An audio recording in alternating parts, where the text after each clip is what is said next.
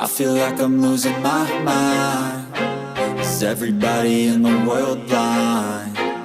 Please Lord give me a sign.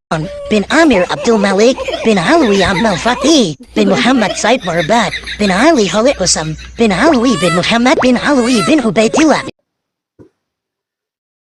Assalamualaikum warahmatullahi wabarakatuh. Saudara-saudaraku sebangsa setanah air yang kami cintai, yang kami banggakan dimanapun Anda berada. Ramai di media sosial. Memang pembelokan sejarah ini masif. Ibarat pepatah, keburukan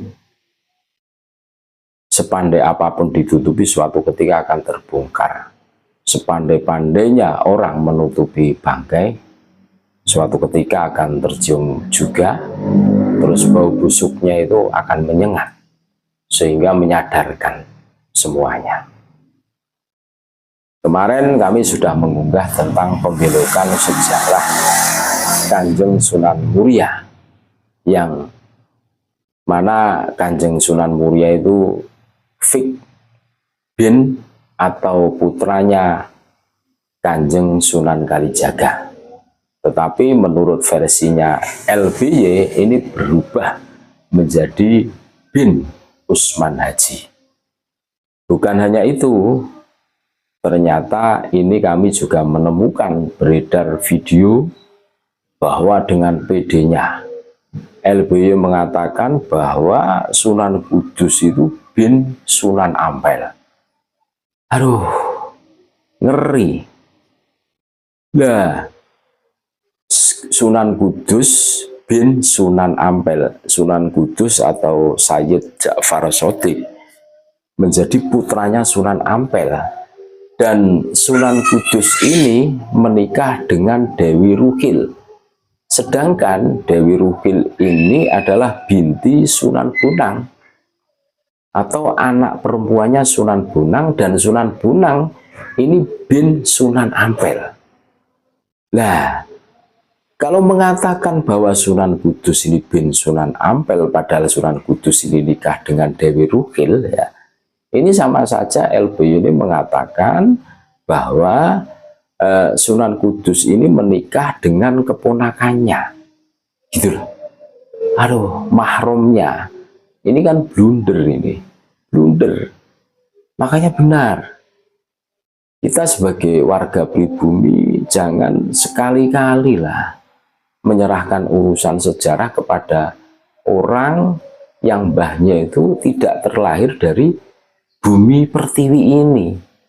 La tas'al lan tarihi syu'bi liman lam yulad jadduhu min hadha syu'bi. Jangan kita bertanya tentang sejarah bangsa dan bernegara ini kepada orang yang mbahnya, kakeknya, leluhurnya itu tidak terlahir dari bumi pertiwi ini.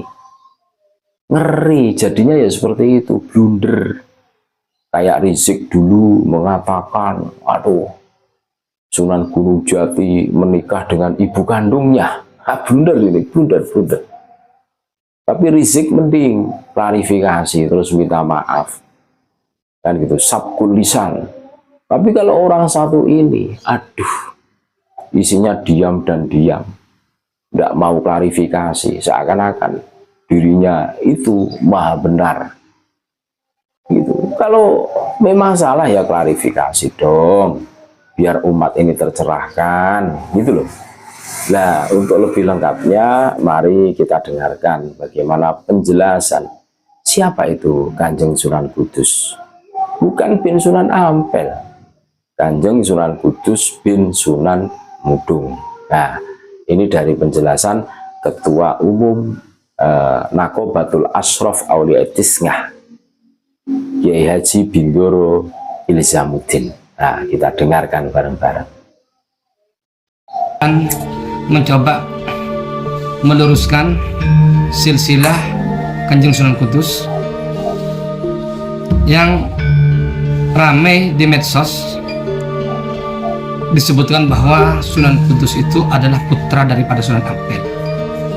Yang benar ini adalah bahwa Sunan Kudus itu adalah putra Sunan Ngudung. Ini yang benar. Manuskrip tahun 1800-1900-an itu menulis Sunan Kudus putra Sunan Ngudung, tapi Sunan Ngudung di sini yang dimaksud adalah Usman Haji. Adapun manuskrip yang sebelumnya tahun 1600-1500 itu menulis bahwa Sunan Ngudung ini namanya Syekh Sabil, putra dari Khalifah Husain. Khalifah Husain ini adalah putra Maulana Ishaq, putra Ibrahim Maulana Ishaq, yang makamnya ada di Pulau Besar Malaka, di mana Maulana Ishaq ini nasabnya bersambung kepada Sultanul Auliya Syekh Abdul Qadir Al-Jilani Al-Hasani. Baik, ini kisah Sunan Ngudung yang ditulis di Serat Wali Sana. Saya baca ya. Diceritakan terjadilah peperangan antara Widya Bala Demak dan Majapahit. Senopati Sunan Ngudung memimpin pasukan bertempur melawan Adipati Terlu. Ini saya baca artinya saja karena kalau bahasa Jawa kawinnya sulit dimengerti. Masyhur menguasai perang, sama-sama siasat, sama-sama pakai strategi, sama-sama dumu angun-angun ini. Mabuk ribut dengan teman, saling sabet mengejar buru memburu, sama-sama suka berperang. Orang-orang Demak kebanjiran lawan, dan perwira Majapahit keteteran pada berlayan mundur ke belakang. Diceritakan Kanjeng Sunan Ngudung tidak mau mundur, menerjang ke tengah, ke kanan dan ke kiri, merangsak musuh. Tandangnya seperti singa ngamuk, tidak peduli berlumuran darah. Ini lagi perwira Majapahit yang keterjang berantakan lari mengungsi menuju Senapati Terung Pecat Tanda. Begitu melihat Widya Bala, banyak yang kalah, sang adipati bertandang serta menggerakkan Widya, artinya Widya ini adalah tentara, disuruh maju mengeroyok. Orang-orang Demak sudah berlarian melihat kepada Senopati yang mengusir musuh. Akhirnya mereka kembali lagi maju berperang. Rasa keberaniannya bangkit. Ini maksudnya pasukan Majapahit yang sudah mundur ke Terung, ke Adipati Pecat Tanda Terung. Raden Husain di sini dapat bantuan dari Raden Husain, ini bangkit semangatnya orang-orang Majapahit ini. Sikap siasat perang rusak, baik musuh dan kawan. Banyak yang berguguran. Kanjeng Sunan Ngudung terluka lambung kirinya. Yang menganiaya ialah Adipati Terung. Seperti bermain-main dalam peperangan, kedua belah pihak bercampur adu tanding. Pasukan tentara Demak begitu melihat Sunan Ngudung terluka dalam peperangan, mereka berlarian meloloskan diri dengan tidak melihat kawannya lagi. Kiai Antakusuma ini adalah pakaian perang, sikap yang dipinjam oleh Sunan Ngudung kepada Sunan Kalijaga. Namanya Kiai Antakusuma ini pulang kembali mendahului datang ke negara Demak dengan berlumuran darah.